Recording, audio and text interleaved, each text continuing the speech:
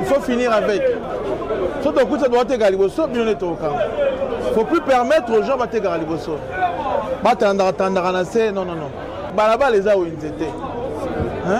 Balaba là, ils a où ils étaient. Donc si vous laissez les gens vendre devant chez vous, parce que la responsabilité des ventures, les abîmes. Il faut être à la propre.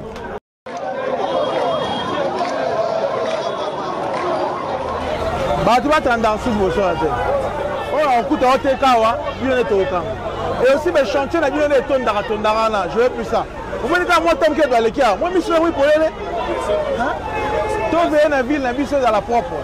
Responsabilité propreté, ah, exemple, tout la ville. La coûte sanitaire, magasin de Bakani, ok?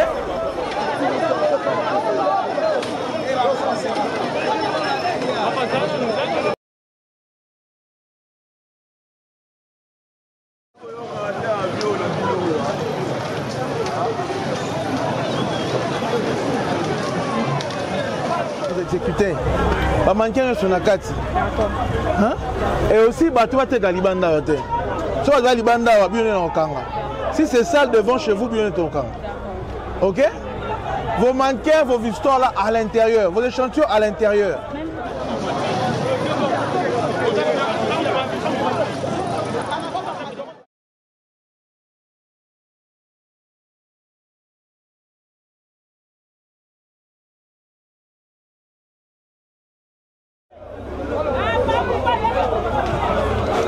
Responsable là. C'est qui le responsable? Bonsoir. Moi, il bonsoir. Je dois te galiser sous terre. Je dois te galiser bonsoir. Et aussi vos échantillons et zaranakati. Mais échantillons dans la libanda, plus question. Donc, les bonsoirs sont à la propre. Et ça, des ventures, nabino, et ça, la responsabilité nabino. Ceux qui n'ont pas sanitaire, magasin, on peut le OK?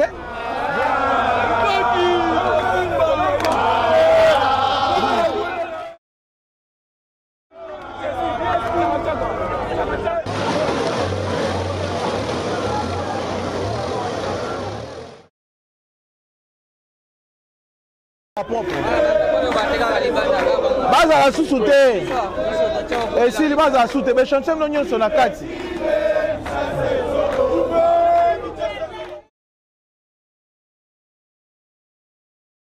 Vous avez la carte à balabala. Et dans le sens de Wenze et ça balabala te. Parce qu'il va marcher de crise. Cabine est un marché de crise. Pour que nous ayons un marché de crise. Tout le monde est là-bas, on s'est mis ça là. Yo, je suis au balabala. Est-ce normal? C'est normal. Alors, c'est normal tout ça pour la nuit. Pas si, petit n'est tout ça n'importe quoi. On est d'accord, on a bien noté. T'as l'angelo, t'as mon beau salaire. Balabala les a où ils étaient. Balabala les a où ils étaient. Zandre quand pour ça, on s'en a zandre. Pas marché de crise des alliés. Beaucoup de monde n'a pas de cas. Vous avez la cabine là, vous avez la crise. Allez là-bas. Le gouvernement a un moyen belé central pour ton avancer-le. Si vous avez besoin, vous avez des colons. Si vous avez des colons, non, vous avez la foule. Si vous avez des foules, vous évacuez la saleté. Les travaux évoluent comment? Cette partie, c'est presque à la... Cette semaine, on termine cette partie entre commerce jusqu'à Ouakading. Commerce à Ouakading. Vous finissez cette semaine?